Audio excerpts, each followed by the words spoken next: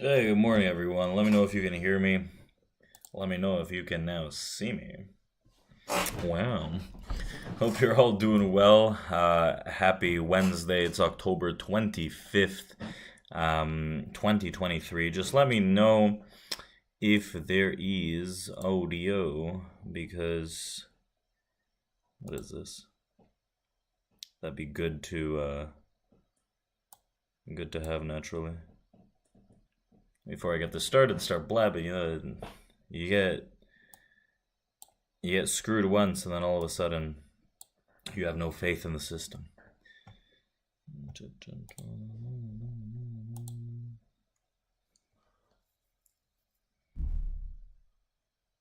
I think someone said, where'd this thing go? I think someone said we're good to go. So, good morning. Hope everyone is doing well. Today we're going to be talking about big tech. Right. Thank you, Laurent. Thanks, Mark. Appreciate it, guys, for checking in. And we're talking about big tech, right? The big tech crash, the thing that everyone's waiting for realistically. Google and Microsoft reported earnings yesterday after the bell. We saw Visa report earnings as well. Why I include Visa is because it's one of the top 15 constituents of the S&P realistically. But all in all, the tech market is in a very fragile state where I think that we can get that press to the downside, but big tech earnings, right, they're going to be the deciding factor. As we saw Microsoft actually rally off that big that earnings report. You can see here Microsoft on my screen. I love that now I'm sharing this screen. While Google, on the other hand, if we take a look at that in just a bit, pulled down. So the Magnificent Seven, the big seven tech companies, a majority of them are reporting this week. We had Google or Alphabet, whatever, Microsoft yesterday. We'll break those down. Then today we have Amazon after the, or no, we don't. That's a lie. Today we have Meta after the bell. We also have a lesser name. It's not the Magnificent Seven, but it's an important one nonetheless. IBM, which is an AI name. And then tomorrow we do have Amazon. And then next week, I believe, is Apple. So we'll get rid of 5 out of those Magnificent Seven. If I'm not mistaken, right? I could be wrong a little there.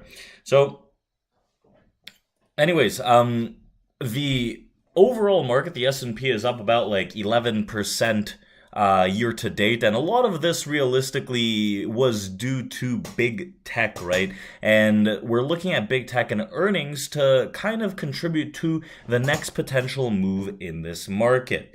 So Microsoft popped about 4%, a bit more actually now because we're trading 346, popped really aggressively from that 330 area just before those earnings and very close to all-time highs. We even pierced above 350 for a smidge there. And I can't remember what the all-time high is, but it's a bit higher than 350 as Microsoft got this outstanding rally, right? Up over 4%. Results topped expectations, aided by strong growth from its Azure cloud businesses, and enthusiasm also continues to build around the company's new AI products like the coming AI-powered assistant Microsoft 365.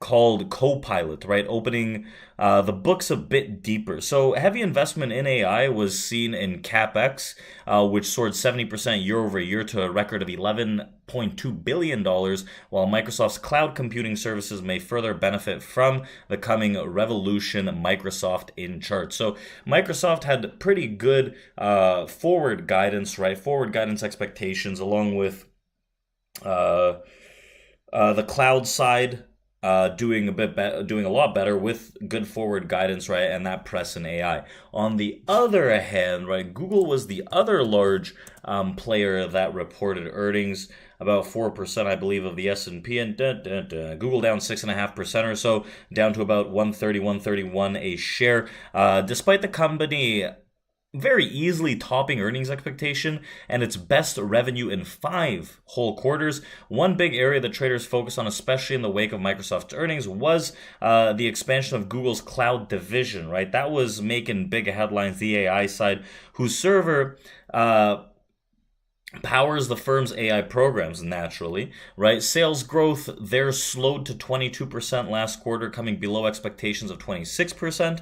And which is fairly troublesome for a company looking to get a bigger slice of the AI pie as everyone's kind of piling into this as search and advertising businesses mature.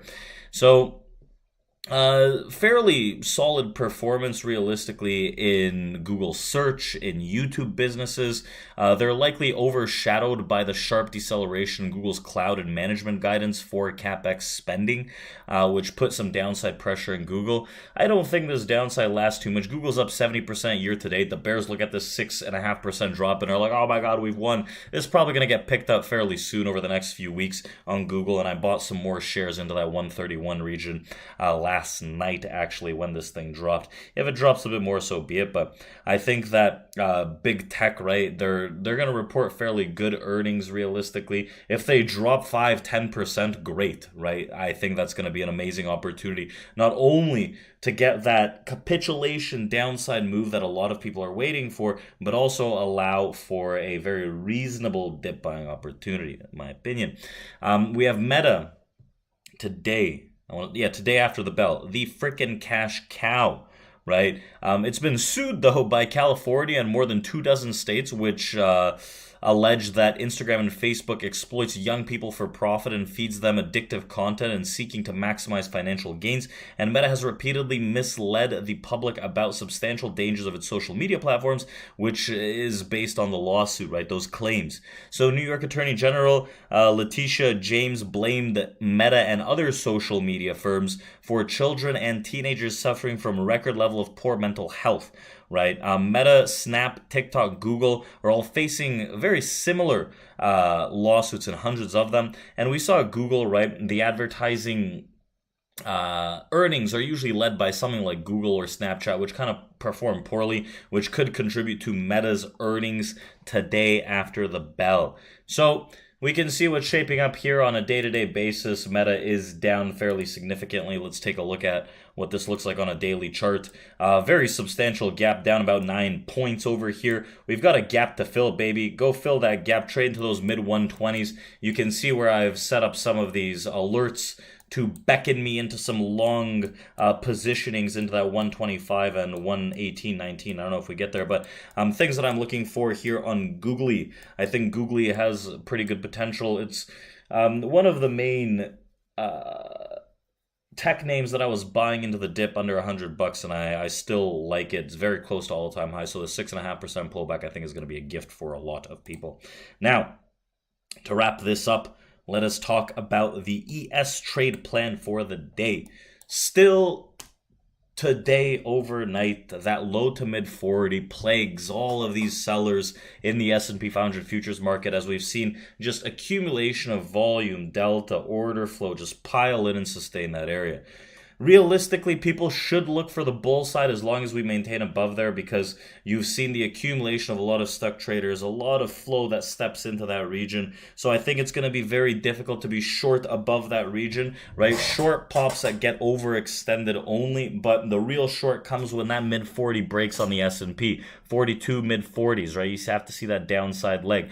Right now, we have this intermediate resistance into the mid 42.60s, and then that huge area mid 42.80s, right? 42.80 that we were talking about yesterday served a amazing area for the sell. Above that, we have those mid 90s.